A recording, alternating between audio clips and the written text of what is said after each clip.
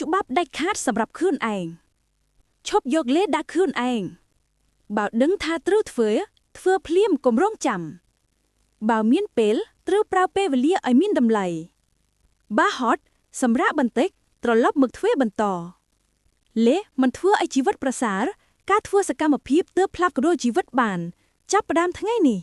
មិនមែនថ្ងៃស្អែកឈប់និយាយថាចាំសិន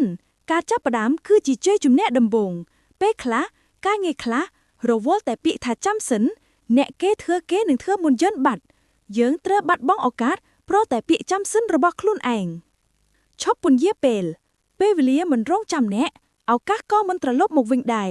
ព្រោះបើយើងមើលឲ្យជាក់មនុស្សគ្រប់គ្នានៅលើផែនដីពេលវេលារបស់មនុស្សទាំងអស់ដូចគ្នាទាំងអស់តែហេតុអ្វីបានមានអ្នកខ្លះកត់ជោគជ័យខ្លាំងអ្នកខ្លះល្មមនិងអ្នកខ្លះទៀតគ្រាន់តែគ្រប់ហូបបើសួរវិញថាហេតុអ្វីគេចេះជប់ពេលវេលាមែនទេឬគេចេះទាញពេលវេលាថយក្រោយអត់ទេពលគឺគេប្រើប្រាស់ពេលវេលាដូចយើងដែរតែគេចេះរៀបចំផែនការជីវិតឲ្យបានល្អនិងត្រឹមត្រូវច្បាស់លាស់បើដឹងថាធ្វើត្រូវធ្វើឥឡូវនេះបើវាលំបាកត្រូវចាំថាការចាប់ផ្ដើមវាមានពិបាកនិងស្រណុកត្រូវចាប់ផ្ដើមកែប្រែពីការចាប់ផ្ដើមពីជំហានតូចបំផុតទៅវានឹងคล้ายទៅជាការពិតនៅពេលដែលយើងធ្វើវាជាប្រចាំពន្យាពេលស្មើបាត់បង់ចាំនេះចាំនោះត្រូវចាំថាមនុស្សមានច្រើនយើងមិនធ្វើគេនឹងធ្វើចាប់ផ្ដើមស្មើផ្លាត់ប្ដូរត្រូវចាំទុកថារាល់ការផ្លាត់ប្ដូរទាំងអស់គឺផ្ដើមសំខាន់បំផុតចេញពីខ្លួនយើងដែលព្រមទទួលយកការផ្លាស់ប្ដូរនិងទទួលយកនៅរឿងរ៉ាវទាំងអស់ដែលចូលមកហើយត្រូវប្រាប់ខ្លួនឯងថាវាជាមេរៀនសម្រាប់យើងហើយក៏ជាមេរៀនដែលចូលមកបង្រៀនឲ្យយើងរឹងមាំជាងមុននិងចេះដោះស្រាយបញ្ហាទៅបានដោយលំបាកឬស្រណុកទៅតាមបញ្ហានិងគំនិតបញ្ញារបស់យើងយកមកដោះស្រាយបើចង់ធ្វើត្រូវធ្វើភ្លាមត្រូវប្រាប់ខ្លួនឯងថាមានលេសកាន់តែច្រើនការបរាជ័យកាន់តែច្រើនធ្វើវាកាន់តែច្រើនភាពជោគជ័យនឹងមករកយើងកាន់តែច្រើនទោះយូរឬឆាប់ក៏ដោយគ្រប់រឿងរ៉ាវទាំងអស់គ្រប់ភាពជោគជ័យសុទ្ធតែត្រូវការពេលវេលាទាំងអស់វិធីអនុវត្តជាក់ស្ដែង 1. រៀបចំការងារថ្ងៃស្អែកនៅថ្ងៃនេះសរសេរការងារទាំងអស់ធំនិងតូចមុនពេលគេងជារៀងរាល់យប់រៀនកត់ត្រារាល់ការងារដែលត្រូវធ្វើនៅថ្ងៃស្អែកឲ្យរួចរាល់យប់នេះស្អែកព្រឹកឡើងធ្វើការងារតាមតារាងពេលថ្ងៃត្រង់ឆែកម្ដងទៀតថានៅសល់ការងារប៉ុន្មានកំណត់អាទិភាពសំខាន់បំផុតមុន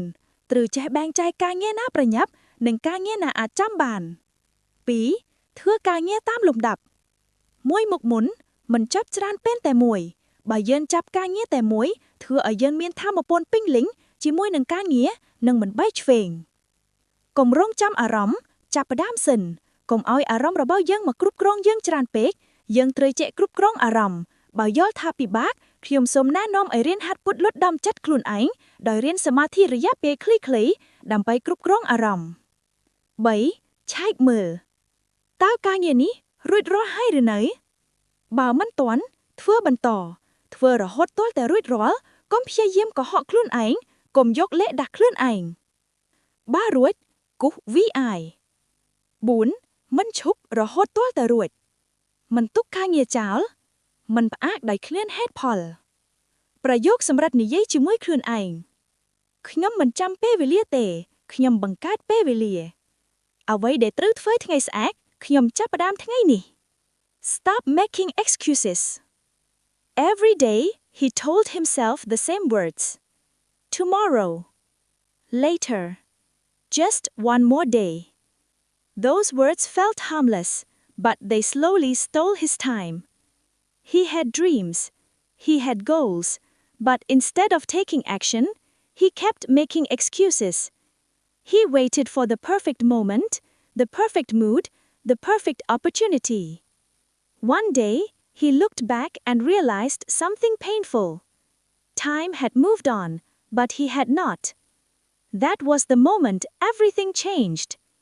He stopped saying, "I'll do it later." He stopped blaming fear, tiredness, and doubt. He understood one simple truth. Excuses do not build the future. Actions do.